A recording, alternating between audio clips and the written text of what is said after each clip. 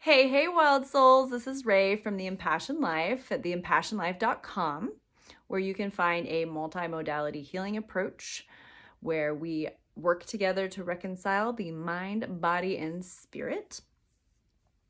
Today, though, I want to talk to you about something that's really been going through my mind, and that is the shadow side of faith and manifesting.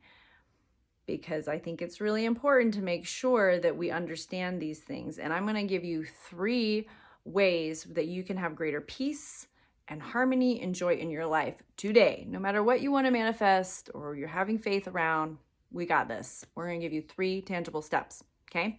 So, first of all, I want to tell you a little bit about what I mean by the shadow side. So, there are good and shadows to all things, right? And we have to be very mindful as we consume spiritual material to really, stay in our body and see how things feel to us when we start to learn about these new things. Now, as a former Mormon, and for those of you in my audience who are also former Mormons, do you remember faith was frequently kind of presented as God will bless you when, right? So God will bless you when you read your scriptures. God will bless you when you pay your tithing. God will bless you because you're doing service, all these things. And I had to unpack a lot of that when I left the church because I realized I was doing a lot of chasing after this conditional love of God. Like, okay, I'm doing these things. Am I worthy now? Am I worthy now? Well, there's healing work to be done, right? But then I go out of the church and I'm looking up all of these things about manifesting and I'm like, oh my gosh, it's the same thing. It's like, if you do these things, then the universe will bless you. Different name, same concept. Still outsourcing authority. Still this idea of if you do these things, if you do enough shadow work, if you do enough block work, then the universe will bless you. You're not being blessed because you're getting in the way of your own flow. Ooh. Okay, so the problem with that is it's partly true. That's always the hard part. As a former Mormon, I am sure if you're a former Mormon that you have had that. Like there's nuggets, right? And so that can kind of throw our internal sensors off a little bit. It is true that we can get in our own way, right? However, how do we approach that? How do you feel when something is being addressed to you? Whether it's a faith concept, whether it's a manifestation. If you are a former people pleaser, if you are a former codependent, you might start feeling yourself light up with anxiety. Like, oh my gosh, like I'm just not enough. I can't get out of my own way in order to get what I want. That anxiety is not going to help you. It's not going to help you because that's not why we're meant to be here, okay? So let's address 3 ways that are going to help you right now in the positive form of manifesting and how I feel that this truly works for us. Okay, 1. Know what makes you happy. Well, let's be honest. What is it? Be real honest. Okay? But important aspect of knowing what makes you happy is it's got to be stuff that's in your control. Because there may be things that you want that are not in your control. You may wish your ex was still in love with you. You may wish that you had a bigger house, and maybe that's just not financially possible right this second. There are a lot of things that we think might make us happy that are out of our control. A great book to read is Martha Beck's The Way of Integrity, and it's a fabulous book, and she talks about radical honesty. And radical honesty comes in a lot of forms. When we're radically honest with ourselves, we're radically honest about what truly does make us happy. I mean, maybe it's that you're like, I'm not happy unless I have enough money to buy $300 shoes anytime I want. Okay, cool. Like, that's your truth. Own it. Or radical honesty that like, well, I really want a relationship, but I don't actually like leaving my house. Well, that's a problem.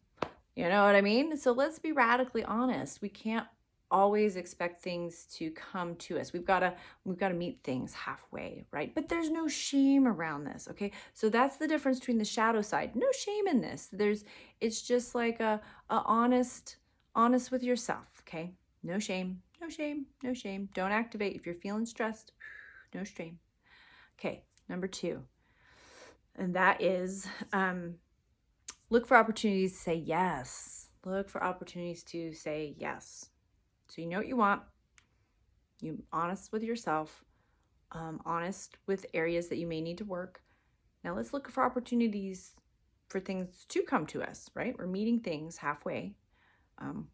Halfway isn't a right term, but we're meeting things.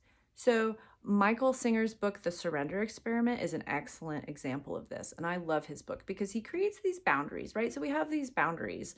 You know, maybe it's like with dating, you have boundaries around like no smoking, or I got to be attracted to them, or I want them to be funny or financially responsible, right? You have your boundaries. But then let's also open ourselves up to saying yes to opportunities. A lot of anxiety, I think, comes when we try to mitigate vulnerability before we even have opportunities. We try to analyze the job we haven't applied for.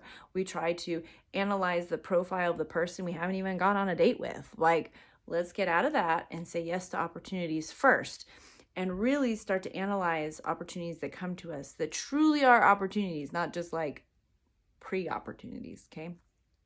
And a great example for me in my life with this and opening up my boundaries was understanding when I went to buy a new house what I wanted.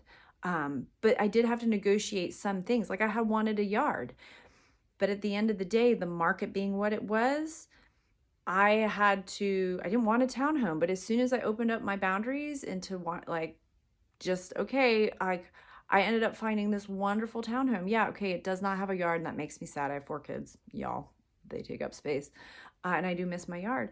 But overall, I love my house. And best of all, it fit my budget a lot better than any smaller homes that had a yard, right? So opening up things where maybe we didn't think we wanted this. Like, what's really important to us, and what are we really willing to say yes to, okay?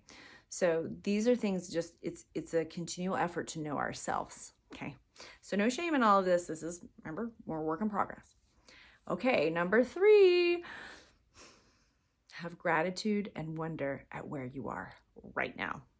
Right now, right now, right now, right now. This can be difficult because we have a tendency to view gratitude in relation to others. That's not going to get you anywhere. There will always be somebody who has more and somebody who has less than you. Always. They don't matter. Be grateful for where you are and what you have right now. No shame, no comparison. No shoulds. No shoulds. Oh, I should be someone. No shoulds. I am happy, and I'm happy with this. I'm satisfied with this. Even if you do want more, look for where you can be grateful.